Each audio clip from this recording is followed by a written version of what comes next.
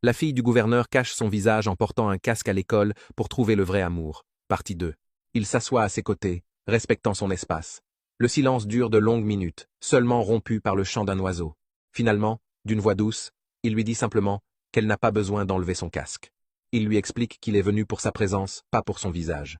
Cette phrase, simple et dépouillée d'exigence, résonne comme un séisme dans le cœur d'Anisha. À partir de ce jour, une routine silencieuse et belle s'installe entre eux. Chaque pause devient un rendez-vous tacite sous les branches protectrices du manguier. Dabson apporte parfois un snack, une boisson fraîche ou simplement un livre. Il ne pose pas de questions indiscrètes. Il lui parle de ses pensées, de ses doutes, de la vie à l'université, et petit à petit, Anisha commence à lui répondre.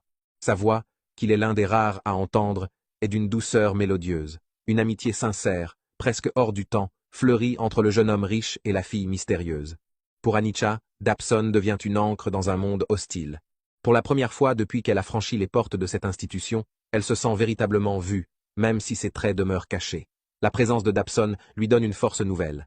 Quand Gladys et ses acolytes l'attaquent dans la cour, elle pense à la paix du manguier, et les paroles blessantes glissent sur elle comme l'eau sur les plumes d'un canard.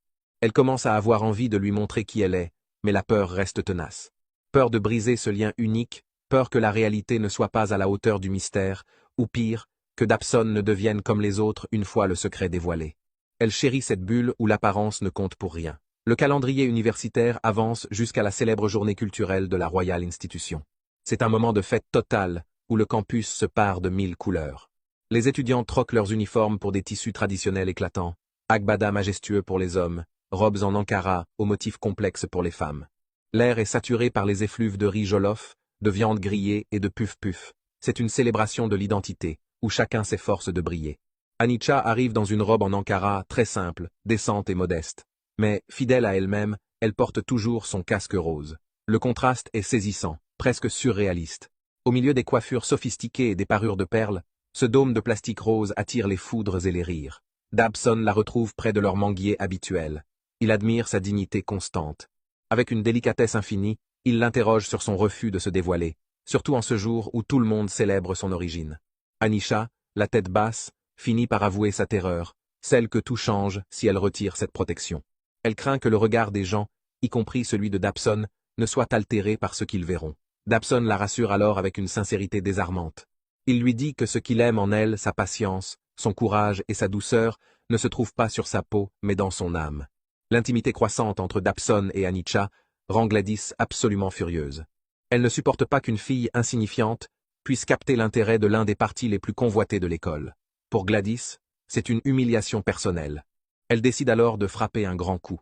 Le lendemain, lors de l'assemblée générale dans la cour d'honneur, alors que tous les étudiants et les professeurs sont réunis, Gladys prend l'initiative de monter sur le podium. Elle saisit le micro, affichant un sourire de prédatrice, et commence un discours mielleux sur la nécessité de la vérité et de la transparence au sein de l'institution. Soudain, elle pointe du doigt Anisha, qui se tient au milieu de la foule. Elle somme la jeune femme de retirer son casque devant tout le monde, prétendant que c'est une insulte à la communauté de se cacher ainsi. La pression monte instantanément. Les étudiants, poussés par l'effet de groupe et la curiosité malsaine, commencent à scander en chœur. « Enlève-le! Enlève-le » Le bruit devient assourdissant. Anisha se sent vaciller, ses mains tremblent violemment.